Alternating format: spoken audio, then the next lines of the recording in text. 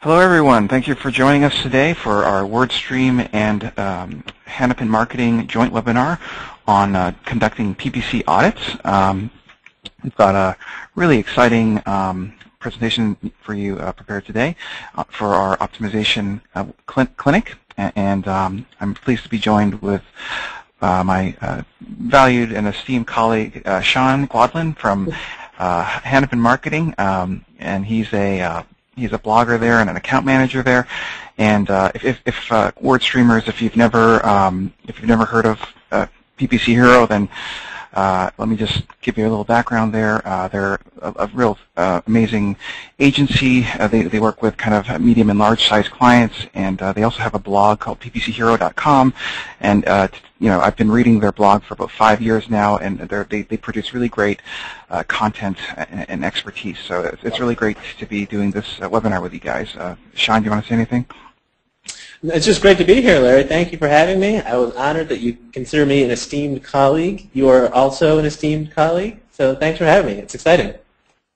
Thanks. And by the way, WordStreamers, my name's Larry Kim. I'm the founder of WordStream. I founded the company. That's actually an error. It should be about 5 or 6 years ago. And WordStream is a provider of a PPC management platform called PPC Advisor, and we also provide various free tools like the AdWords Grader and keyword research tools. So thank you all for joining us today. And on our agenda today, this is one of our most popular webinar formats.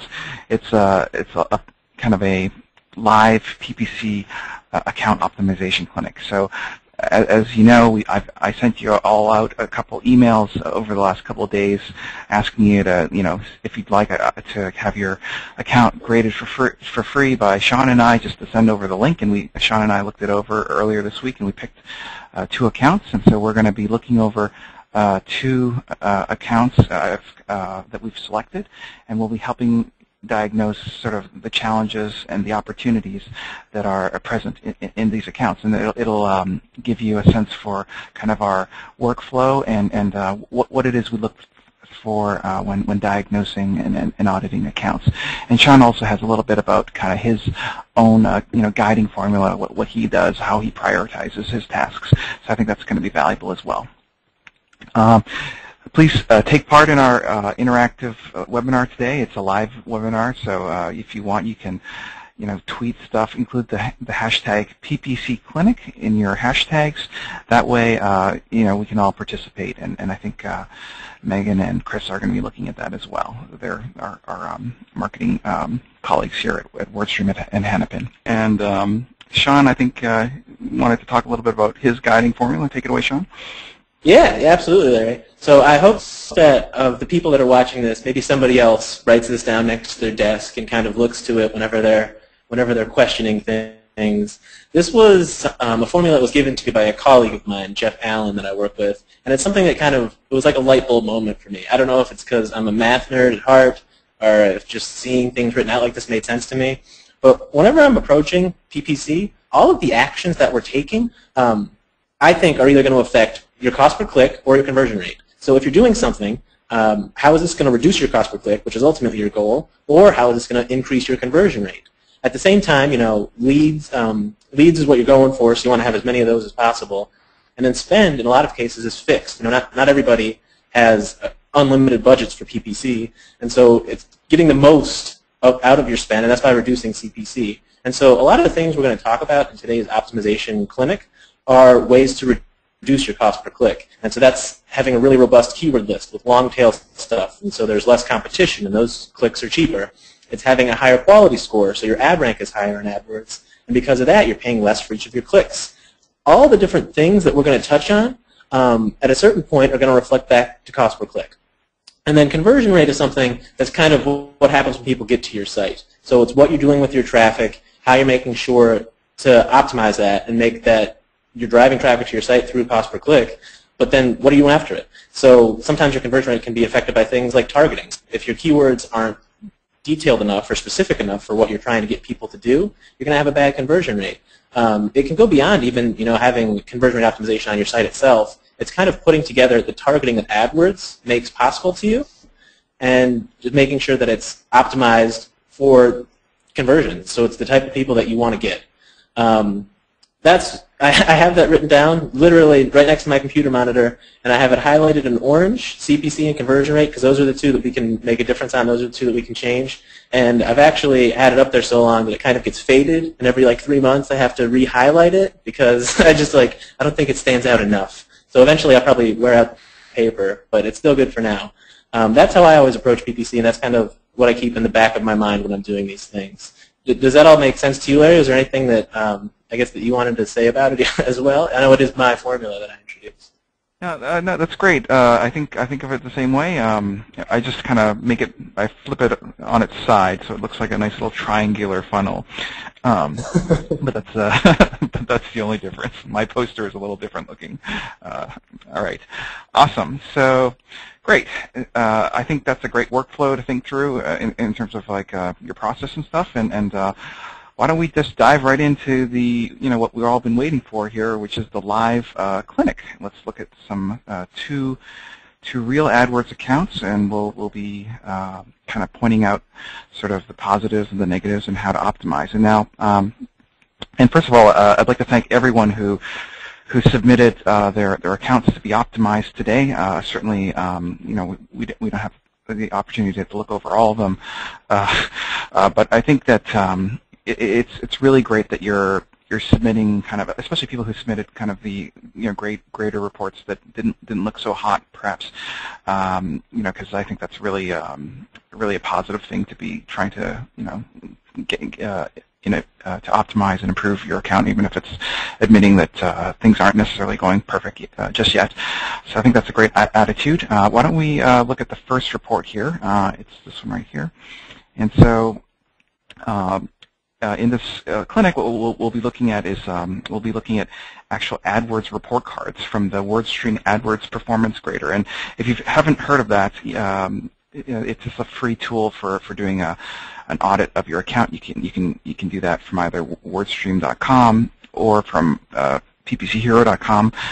It's a free tool, and you can just run a quick audit of your account, and that's completely free.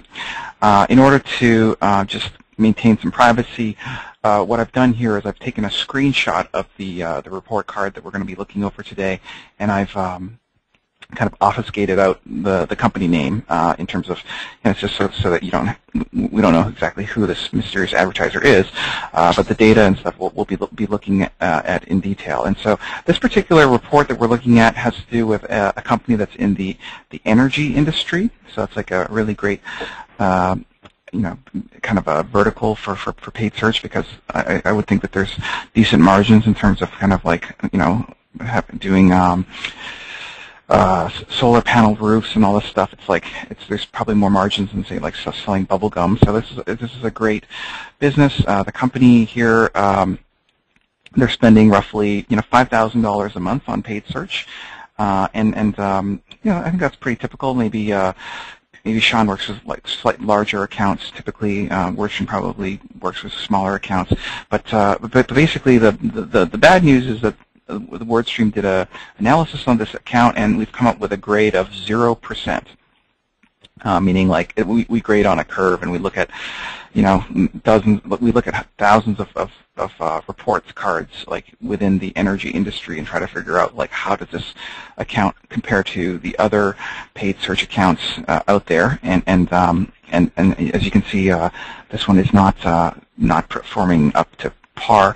And so I thought we could just go through the report card with Sean and kind of see what we can do here. So the first category we have is the important category of wasted spend. And so what the report card is doing is it's just checking to see how many negative keywords were added within the last quarter and the last month in this particular account. If you're spending $5,000 a month, that's almost a $60,000 a year investment. So obviously it makes some sense to do a little bit of negative keyword research, but how much? And so we're seeing on average the competitors in this industry are doing roughly, they're adding around 100 per month, people spending around $5,000 in the energy industry. That's kind of what we're seeing. This account doesn't appear to be doing any negative keyword research, which was one of our top optimizations. Sean, do you have any thoughts on this one? Yeah. So I guess I want to backtrack a little bit. Underneath the 0%, it says time to fix this. And I think we could have just like a happy little man who's saying, we get to fix this together, because it's kind of exciting to be in a position with the 0%. So anonymous submitter, do not feel bad, because I think it's an exciting time for you. There are a lot of things that can be done quickly, and so you can move your account in the right direction in a really rapid pace. So I guess one way to start is with wasted spend. Larry, earlier you talked about how much time it takes to build out your negative keyword list. And I know that you guys have a great tool to do that, so that's a really, that could be a quick way to go about it. And then in addition to that, that's just a good place to kind of know if your clicks are targeting the right things. You can download a search term report, see what searches you've gotten over the last 90 days, and then just exclude the ones that don't make any sense for your business at all, somebody who's clearly not interested in what you're trying to offer them. And so having 0 over the last 90 days, I think it's kind of an exciting position. It's like a super raw draft prospect out of, who's only been playing organized ball for like a year, and everyone's like, they have so much potential. I think that's where this account is, and the first place to start that is just taking a look at your search terms, seeing what doesn't make any sense, and then just getting it out of there, saving yourself those wasted clicks. Yeah, and we'll take a look at those search terms in just a moment.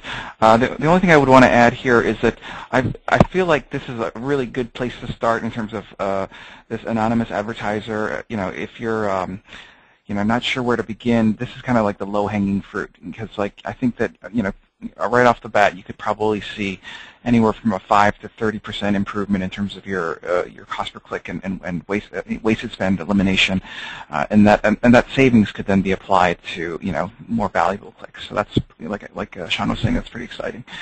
All right, so moving along here, as you can see, this is a very comprehensive audit report, and it's grading in various different categories. So the second category that we grade based on has to do with quality score.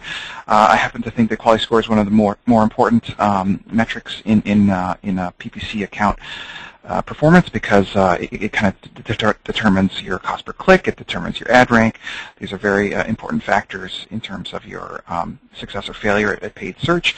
And one of the things that we've noticed from having done this audit is that the the impression rated quality score for this account is 1.7. So quality score is a score between 1 and 10. 10 is perfect. 1 is, needs improvement.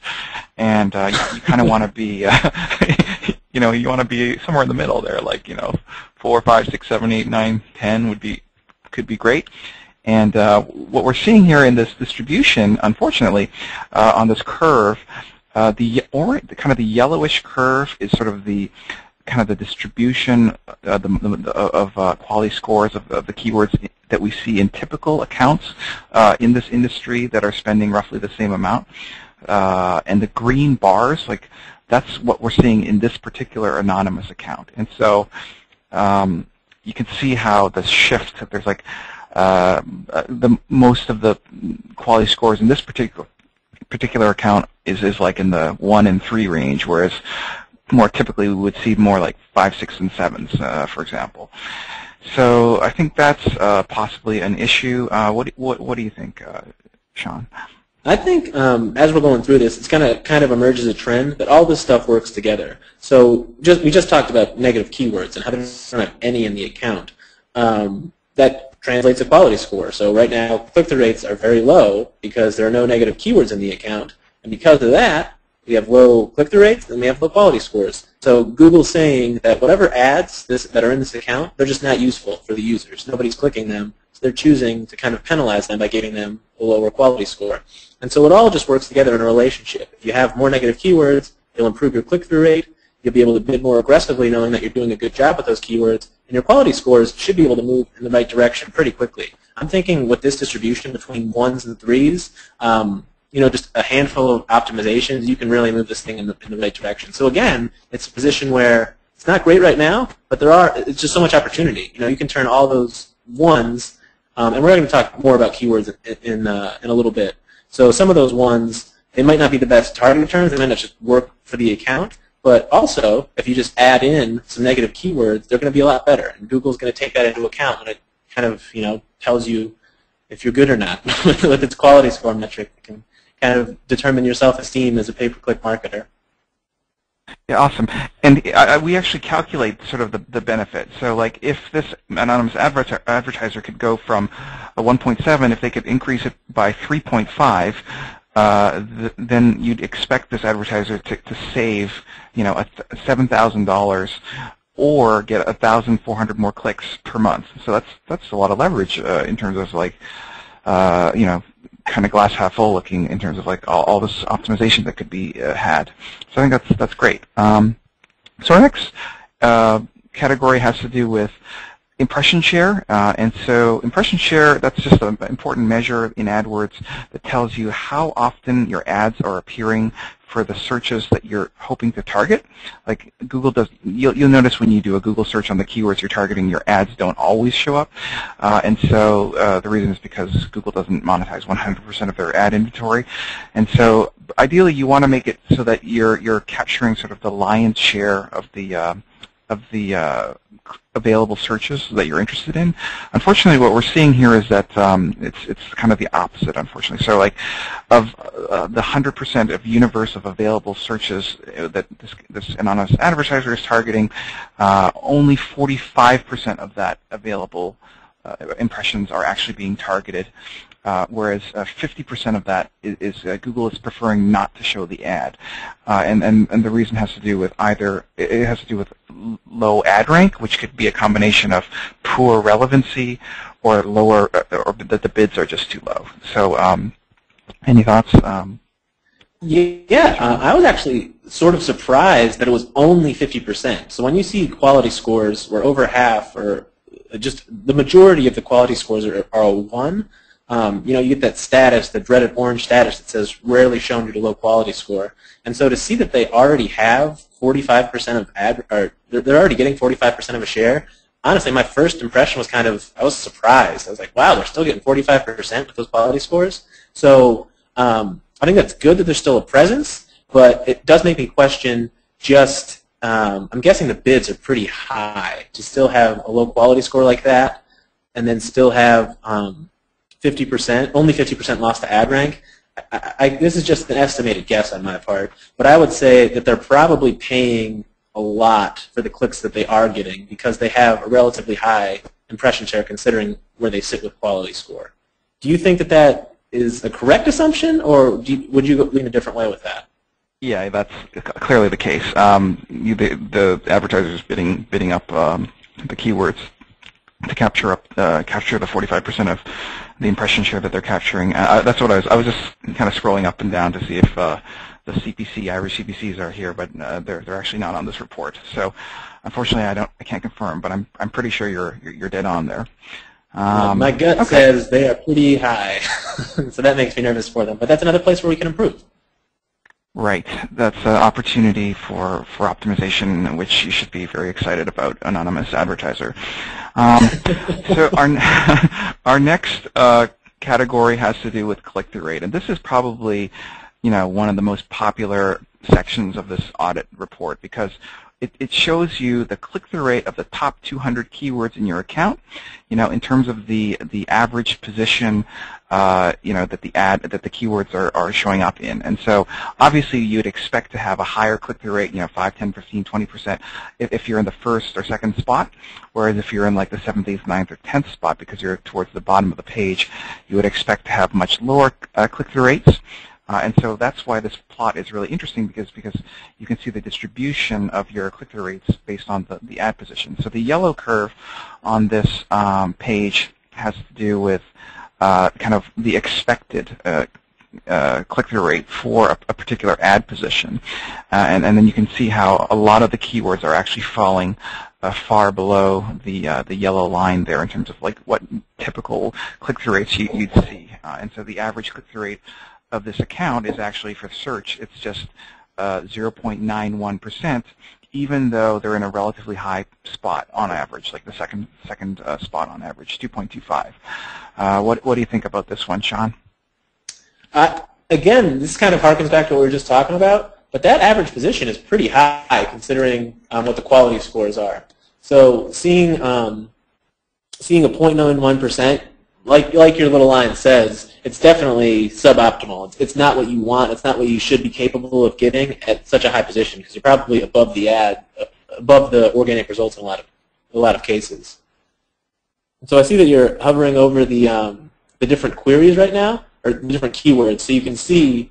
Yeah, how about you? You talk about that for a little bit.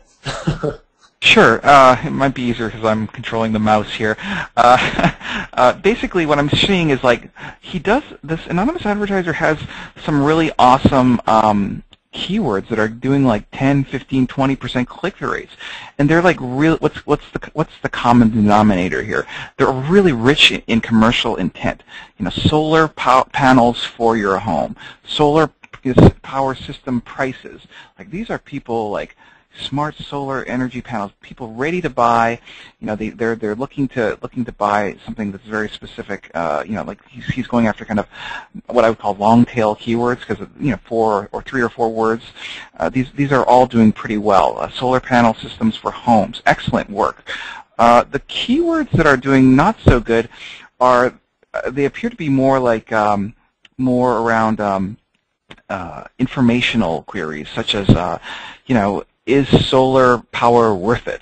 You know, I'm not saying that that's not a great keyword for this business, but certainly they don't have the same commercial intent behind them if you're just researching, whereas as opposed to just, you know, trying to, you know, you're ready to buy. Here's another one that I thought was pretty bad was panels. So, you know, like there's a big, you know, what do you think about this one, Sean? It's pretty broad. You know, like some panels can be quite broad. This keyword itself, that can think of all the industries that use the word panel. You know, I know that Larry, you just a couple weeks ago were a panelist on a webinar, so it even applies to PPC. It's just that targeting is less than ideal, and I think that kind of thought process is why the click-through rate is so low. So if you see there, is that 23,000 impressions and 10 clicks. So I'm guessing a lot of those impressions are housed up in quality score 1 that we were just looking at a little bit ago. So I think it's too broad, Larry. I think it's just not a lot of intent, no buying intent. There's not even really research intent. And I think this might be a case where Google, you know, recommends keywords, and they say, oh, you could add these. Like they probably have a solar panel ad group, I'm guessing, and panels probably showed up as a keyword to add. And sometimes if you're not careful, Google can show you some graphs with some of those keywords in the recommendations tab, and beware. I've heard of someone who at some point was bidding on a dog chow brand because it somehow, like it was very tangentially related to a keyword they were actually bidding on. So I was looking through this account, I was auditing it, and it said, you know, like Purina Puppy Chow. Like, what is happening? And I blame it largely on not being diligent enough with those Google recommendations, because that stuff's all automated. You kind of have to comb through it, and so that's my guess as to why panels is appearing in there. Yeah. So I think that that thing was soaking up like hundreds of thousands of impressions. You know, just making some tweaks to the keywords could be really helpful.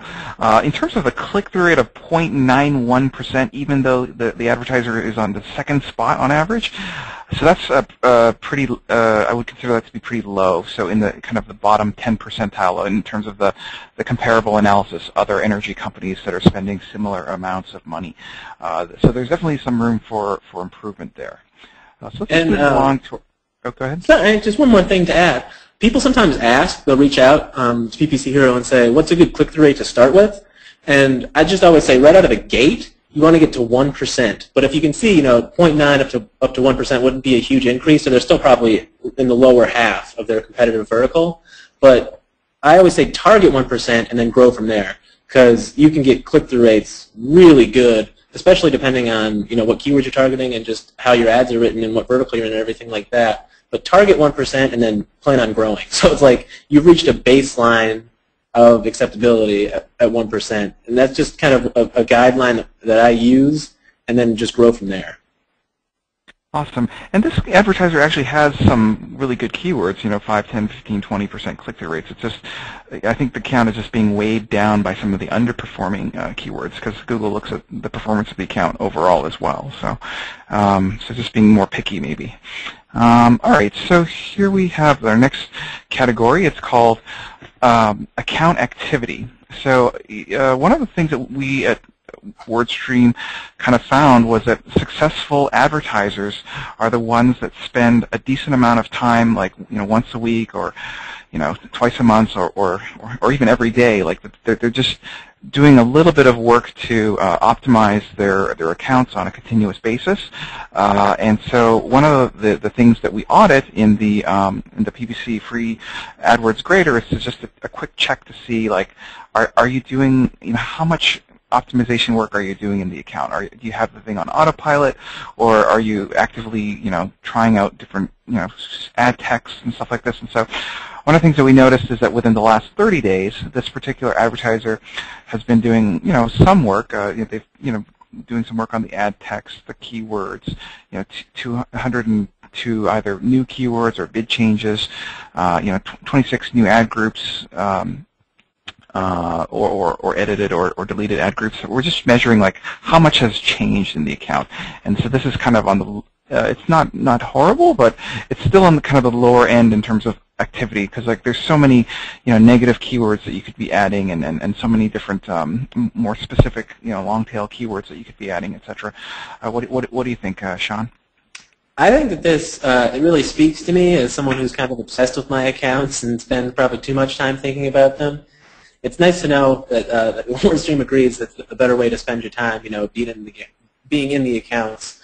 I generally have, we call them monthly action plans around Hanapin, and so I'll have a set of activities basically every week. I want to do something pretty significant to my accounts, whether it's a search query report looking for keyword additions and negative keywords to add, an ad review basically once a month, and then placement reports for display network stuff, and then bid changes, however long it takes for you to get enough clicks to be able to tell what's actually going on. But it's that kind of routine maintenance that I think might be missing here. Because like you said, stuff is happening in the account, but it could probably be more standardized based on what we're seeing, and I think it could also just be kind of more focused. Things like having a task on your list to look for negative keywords, because there aren't any at the moment. And then, well, also, I'm kind of a spoiler alert to the future of this review, but they also don't have a whole lot of ad testing going on. So that's another thing where it's just, I guess as a professional, we consider it routine, but if you're managing your own account, it might be a different story. You might not be able to get to all those accounts, but that's a kind of the touch point that Google looks for, and that signifies a healthy account, like Larry was saying. Yeah, so in fact, just this is not the lowest score. So like in terms of the other categories, like there were some lower marks in terms of like 5% or 0% or whatever. So like this is good. I mean, just being positive, but like I like the idea of kind of a weekly rhythm, like that you were talking about there. It's just something that becomes regular. The company's spending $60,000 on paid search, so it's got to be worth taking a look at it for at least half an hour a week or something like that, to make the most of that money. By setting a regular interval, like once a week, you can also better kind of infer cause and effect, so you can kind of get a sense for kind of what changes resulted in what outcomes, and so that's another thing to think about. Yeah, that's a great point. Let's move on to our next category, which is long-tail keyword optimization, and so this has to do with the keyword targeting issue. What we found is that the longer tail keywords like install solar panels or something more specific tends to, on average, cost less per click and often drives more conversions than sort of like the short head terms, which would be like panels or something like that, like just something very broad and unspecific. And so this part of the report card is trying to judge what percentage of the impressions in this account are being accrued to kind of one-word phrases, one-word keywords like panels, versus 2- and 3-word kind of longer tail terms that are kind of a bit more specific and more rich in intent. And so what I notice here is that 68% of the impressions happening in this account are being accrued to those one-word keywords like panels. And I think that could be potentially a problem, whereas only a minority, 18% of the impressions are being accrued to long-tail keywords, and so that could possibly be one of the things causing the low click-through rates. And in terms of the kind of the rating, we're giving it a 5%. So like out of 100 advertisers, this is kind of the fifth lowest in terms of their distribution of targeting long-tail keywords. Any thoughts, Sean? I think you're right on the money. And what I think I could recommend, just as a plan of action for this anonymous advertiser, is that what you keep referring to him or her as? I'm trying to remember. Anonymous advertiser. You could just take a look at a search query report over the last 3 months, or however long you've been doing it, and just sort it by clicks and cost, and see where you're actually getting your traffic from. Find the good keywords in there, and just turn some of your queries into keywords. And I think it would be great to try and get rid of as many of these one-word keywords as possible, especially because this product can't be done in a word. It's not like you're selling shoes and you just want to bet on something super broad like shoes. Like even something very basic like solar panels is 2 words. So I think it would be a great idea to take a long, hard look at these one-word keywords and then really try to just cut them out as much as possible and replace them. Try to keep the same level of performance, but just with a lot more targeted traffic, a lot more targeted keywords, and that way you can have more targeted ads. So it all feeds in together, but turn that gray, green or yellow, and I think the account will benefit from it. Right, it's got to flip them around. It's almost like you'd want the gray part to be the green part, and the green part to be the gray part, ideally, exactly. Something like that. Yeah, great insights, Sean. Ad text, so the way that the report looks at ad text is we kind of look to see in the account, how many active ads are there at this time. Like, so we counted 10 active ads in the account, and the other accounts spending roughly $5,000 a month in this industry, they had a couple hundred ads. So there could be some opportunities there.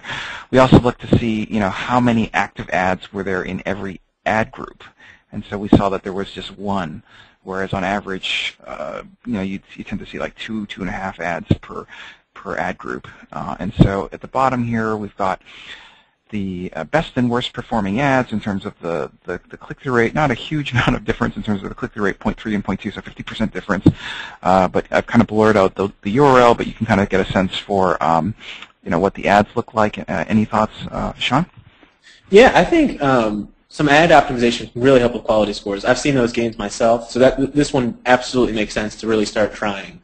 When it comes to the ads themselves, I think what really stands out to me, especially in the best ad, like you said, there's not a lot of difference. So for that one, the headline, it's not active.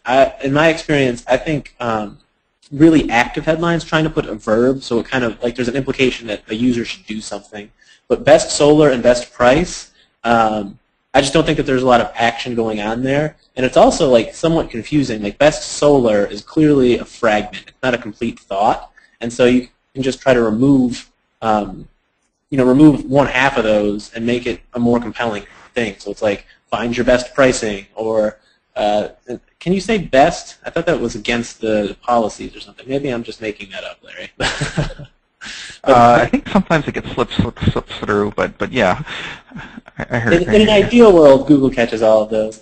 But you might want a headline, because honestly, I like the description. So it's hard to really, like I said, it takes me the longest to do ads because I think about this stuff way too much. But I like the benefits that they're trying out. And so, like locally owned, and I think 15 years experience, those are both really good benefits. So they're things that you want people to know. I think that's something that's going to get a click.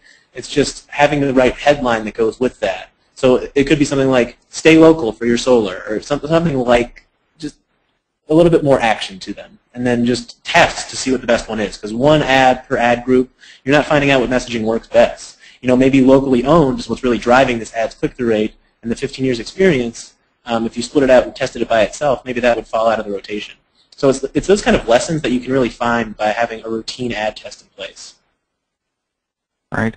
I just add that these click-through rates of 0.3% for being in the second ad position, there's a lot of upside potential there in terms of like, could you 10x that? Absolutely. One thing I would add is just, while these are very descriptive ads, and that's great, I'm kind of not feeling an emotional connection with these ads. So the science of marketing is one of persuasion, and you want to try to anticipate sort of the pains and the needs of the customer and reflect that back in a way that really connects with whoever's conducting the search. I would I'm not an expert on this market, but I would think that some of the needs might be like maybe they're trying to help the environment, or maybe they're trying to cut their energy bill. Like if you could kind of reflect those back in a way that strikes a chord emotionally, like save half on your energy bill, maybe that would be worth trying out. I don't know if it would work or not, but definitely the goal here is just to be trying out different ads and seeing how different ads resonate with your target audience.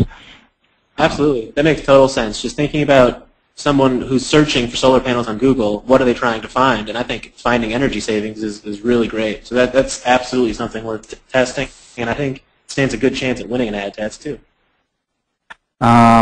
So lots of opportunities there. Our second last section here, we're almost done, has to do with the landing page optimization. And this particular company, unfortunately, appears to be pushing all of the traffic, all $5,000 worth of monthly clicks to just one landing page offer.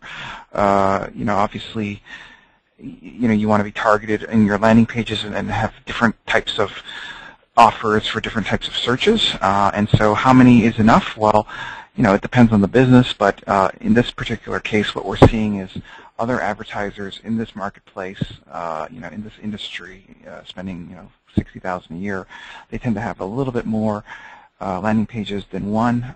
So there's maybe an opportunity to not only be more targeted with the keywords and the ads, but also the landing page offers that the advertiser, anonymous advertiser, is offering to the potential customers. Your thoughts, Sean? Yeah, I think they're just subtle shades that just directing everybody to the same page misses. Even if it's just a lead gen form, I think in some of my accounts I don't use 45 different landing pages just because it's a lead generation form, and I have probably 10 different variations depending on what traffic I'm targeting. So I don't think you need to go all the way to 45 in my experience, but you just want to be able to take people where they expect to go. They click on your ad for a reason, and you just want to be able to deliver on that immediately, just like you were saying. Yeah, the 45 is a bit misleading in that it's an average value. I should be using the median value. What's happening is there's always this one advertiser who has 500 landing pages. You know what I'm talking about. There's always a couple of these guys that have gone a little overboard. I'm going to switch that to median. I think more than one, less than 45 would probably make sense. All right. I agree with that. I like that. The last section on our report here, in terms of the greater report that we've prepared for this anonymous advertiser, has to do with just some quick hit. Are you following best practices in terms of your PPC account? Yes or no? So, are you using network targeting? Are you using geo-targeting in all of your accounts? And so, it appears that some of the kind of more basic optimizations and tools that Google has to help you, be more effective in your targeting, maybe they're not fully taking advantage of all of them. Which ones stand out to you the most, Sean?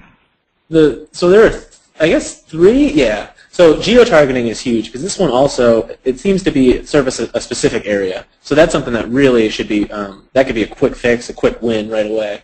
Network targeting, you definitely want to separate search and display because ads are just different on search and display. It's different user intent, so you want to separate that traffic and be able to handle it accordingly. And then you'll also be able to see how your click-through rate's doing a lot better. If you're merging those together, everything skews low because display network has so many impressions. But you want to know how your search traffic's doing. And then one thing that it breaks my heart not to see is conversion tracking because I think a lot of the things we talked about with keywords being too broad, I think that would emerge right away. So if you're tracking conversions, whether it's a lead form or something in analytics, it's as simple as just time on site, or if they're visiting more than one page, maybe that's a conversion for you. You just want some sort of investment with the site. if you're tracking your conversions, you'll be able to tell really quick how effective your targeting is and whether or not the things you're doing are the right things to do. So I didn't mean to say 3 so rapid fire, but if you're going to ask, I have to say what's on my mind, Larry. Yep, lots of opportunity here, and conversion tracking, even though it seems very basic, here's a statistic for the audience. I work with small and medium-sized businesses, and what I'm finding is that half of the kind of people, smaller businesses with the smaller budgets, half of them haven't been able to get conversion tracking up and running. Maybe it's a little complicated to set up, but it's definitely worth your while in terms of trying to figure out what's working, what's not working. You can't optimize unless you have the goalposts kind of and the measuring in place, or at least it's much harder to optimize. The last one I would point out here has to do with ad extensions, so like those little site links and all sorts of little bells and whistles that you can add to your ads to make them stand out in a crowded search listing.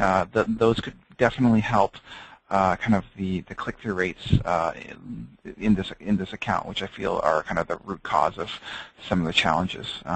Any final thoughts here, Sean? No, I think that covered it. There are a lot of opportunity, like you said, a lot of opportunity. Yeah, so you can see, Sean was just saying earlier how everything's kind of connected. I kind of think it's like, here's the story of this account. You start off with like a low click-through rate. Why? Well, it may be because the keywords are too broad. There's not enough negative keywords, and maybe there's not enough ad text optimization happening. Also, there's certain optimizations in terms of the best practices that could be used. All of these could then result in a higher click-through rate, which would then improve this very low quality score, which could then improve the impression share, and which would then improve this grade. Ta-da! It's that kind of. It's just that simple. It's all connected here. All right, so I just got one other one here, and we're not going to go through it in as detailed amount because we are short on time. But let's try to get through this in like lightning round here. This account has kind of a 98% score, so. Of 100 accounts that we see, this account is like the second best. This one is in, I think it's in the travel industry, I don't have to introduce the category, so I'll just scroll through, and Sean, you can just tell me what you're thinking here. So negative keyword list, it's a really good build out. You can see when the green's bigger than the yellow, you know that you're working hard on the AdWords grader. And then for quality score, it's just tremendous. 7s and 10s, it's off the charts. One thing that I do want to say is that I think it might be that they're not targeting enough stuff. They could be growing their PPC a lot more. Because if you get 7s and 10s, a lot of times that tends to be like branded stuff and then the super long tail. So I think that this account could get even more aggressive and look for some shorter tail stuff, something that's a little bit earlier in the sales cycle. And even if you have quality scores in the 4s, 5s, and 6s, you can increase your number of leads. So that's the one major thing that jumped out about an otherwise outstanding account. Any other thoughts here? We're just going through here. Well, that impression share, like you said, that's great. That's where the previous account wants to get to. And so you know that they're targeting the right thing, since Google's saying you qualify for, is that 89? Yep. Yeah, it's good. It's sick. It's sick. It's unbelievable. Look at these click-through rates.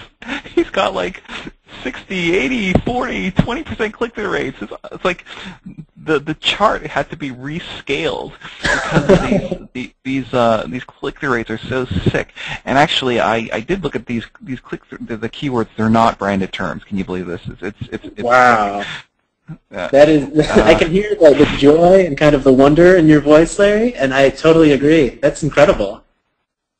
So it's like, and he's like only the 98th percentile. There's like 2 guys that we have that are better. Wow, that's good. Bravo, account. Decent amount of activity going on. But then, again, they're clearly taking the right actions. It's not about the amount of movement. It's about having the right types of movements to get you where you want to be. So they're not in the 100th percentile, but that's probably because they're doing, like waiting for statistical significance and kind of hanging out, making sure that their tests are working and that their tests are provable. Yep, slow and steady wins the race. How about this one here? It's just like you said in the last one. Look, we flipped basically the number around. It's all long tail. So their keyword list is really outstanding. The click-through rate's crazy, and it's because they have long keywords. They're probably intent rich. They're exactly what they're matching up what people are searching for, exactly with what they want to see. So it's great. And look how many ads this guy has. He's got like 80 or 90 ads. It's great. It's really cool stuff to see. And I think this monthly spend is like around $300 or $400. So they're spending a good amount, but I think there's definitely room to grow, especially if you know what you're doing to this extent that you can get a 14% click-through rate on average, which is insane. It might be worth kind of dedicating more to your PPC resources so you can grow those leads even further. Yep, and decent amount of landing pages. He's got 25, so he's not sending everything to just one offer or one home page or something like that. Wow, look at the conversion rates here, Sean. 13% conversion rate. So it's not just about driving traffic. He seems to be converting it pretty well. Exactly. And then the board's all green in terms of the best practices. He's taking advantage of everything that you can possibly take advantage of in terms of the tools. So we're kind of low on time here, so let's just go back to our deck here. That just gives you a sense for what could possibly be your account in a year or two of work. Sean, do you want to summarize our talk today? Yeah, absolutely. And so I think when you go into optimizing, you definitely want to have a key performance indicator identified. And so that will usually be something like click-through rate. I personally prefer CPL, or return on ad spend, making sure that not only that you're getting leads, but you're getting the right kinds of leads and track those through the entire process. But whatever you use as your KPI, find out what you're not doing. And I think a great way to do that's the AdWords grader. It tells you if you got a green thumbs up, you're doing it right. If you have a red thumbs down, then you got some work to do. And you can know what your next steps are going to be. And if you have those touch points like we talked about, if you establish a regular schedule, you can get your account where you want it to be. And I know that first one we spent a lot of time kind of talking about all the different areas, but if you identify a key performance indicator, start tracking it, you can move that in the right direction in little to no time at all. It's just some of these quick changes, and then keep that formula taped to your pod wall like I do, and it can help you move forward in your accounts because it's absolutely achievable. Yeah, I don't have anything to add here other than just I want to thank the anonymous advertiser for being so bold in submitting the report today for us to review. I would just stay positive and just think of it in terms of how with a little bit of work over time, how much better you could do. So thank you so much, anonymous advertiser. We have another poll question for our audience. Chris, are you there? Are we showing the right one here? Okay, so it has to do with would you like, and we've got two offers for you today. I'll talk about the first one. The first one is a WordStream offer. That's a free one-on-one account assessment with a certified AdWords professional with the folks at WordStream. That's my company. And that would be for kind of like small and medium-sized businesses, that kind of thing. Sean, do you want to talk about the Hanapin Marketing offering? Yeah, and so we would have our sales, what's her name? Marketing, I can't remember her job title, but she would go through and give a solutions blueprint. Her name's Kayla. I know her name, not her job title. Paid search consultant. Megan just told me. Thank you, Megan. And so she would walk you through and kind of identify opportunities where things could improve in your account. So it's a lot like what we did today, only it's for your account specifically, and it's a lot of good actionables, just like we talked about today, it's on a one-on-one basis. One thing I was going to say, guys, word streamers and PPC heroes on the line here, like, why the heck wouldn't you take us up on this offer? Like, you just walked through two accounts, and we showed you like how many different things did we find like that this anonymous advertiser could possibly fix or improve on, and even if you're doing well, like then it's kind of like nice to know. Like it kind of like affirms your awesomeness. So like there is no reason why I always get value out of a PPC audit from a second point of view in terms of someone else critiquing or looking over kind of my work. I can always, don't be defensive or anything. I can always just benefit from something I might have missed. Even I've been doing paid search for 10 years. And by the way, Hanapin Marketing, these guys they know their stuff. Like, wow, just go to their blog, ppchero.com. They know every little thing about paid search, and so they're pretty good too. But it's for the larger accounts, 20,000 a month minimum. But there's definitely, I guarantee, they'll find something of value. So this would be not a wasted effort here. And so, how are we doing on our poll question here, Chris? Oh, only 30% voted. Come on, guys. This is a great offer. If the worst case scenario is that you get to brag to your superiors or your coworkers, that's a pretty good offer, Larry. When you were talking, I was like, he's right. There is no disincentive. That's fine. Yeah. Why wouldn't you want a free assessment? And then for the board streamers, like if you're kind of like an SMB type. Are the people who would review it are all certified AdWords reps. They're all pretty capable and competent folks as well. So I think we're just going to leave that up and go to questions now. Chris, do you have any questions from our audience?